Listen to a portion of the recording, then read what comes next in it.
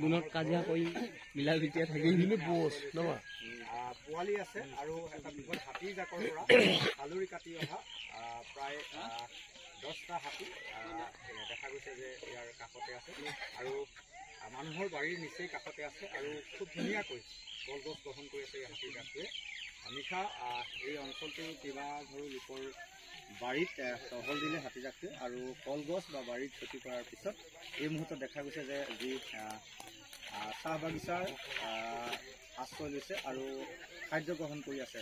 বিশেষকৈ কলগছ গ্ৰহণ কৰিছে। ইয়াৰ স্থানীয় লোকে কলগছ দিয়া পৰিলক্ষিত হৈছে আৰু কলগছ খাই এনেধৰণে মানুহৰ বাৰীৰ কাষতে আশ্ৰয় লৈছে। যিহেতু খাদ্যৰ বাবে এতিয়া এই হাতী জাকটোৱে দিশহাৰা হৈ পৰিছে।